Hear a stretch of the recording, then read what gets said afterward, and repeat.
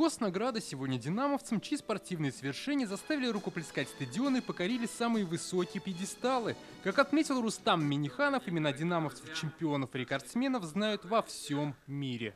Благодаря слаженной и целеустремленной работе регионального спортивного общества «Динамо» в лице Асхата Ахмедовича, давайте поаплодируем ему. Руководители спортивных клубов, тренеров и персонала, спортсмены показывают высокие спортивные результаты и высочайшее спортивное мастерство.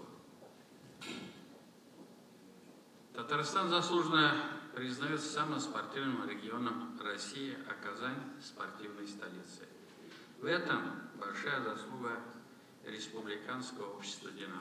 Сегодня динамовскому коллективу Рустам Минниханов выразил благодарность. Асгат Сафаров возглавляет татарстанское «Динамо» с 1998 года. Он выстроил слаженное управление обществом и нацелил всех на победу.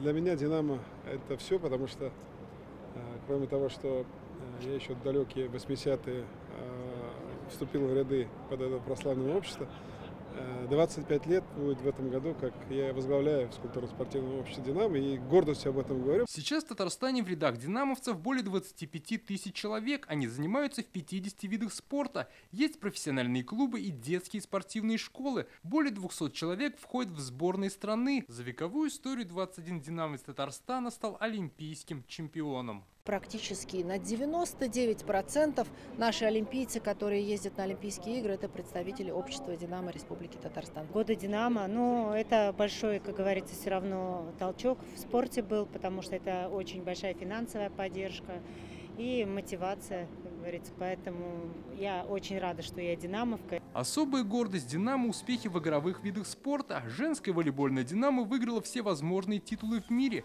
Мужской «Зенит» изначально был основан тоже динамовским движением. Команда снискала славу на международных соревнованиях. В эти дни ведет борьбу в финале чемпионата России.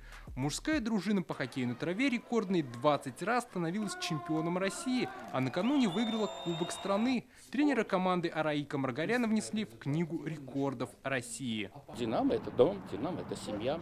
«Динамо» – это доверие. Как подчеркнуло федеральное руководство «Динамо», татарстанское общество – лидер в стране.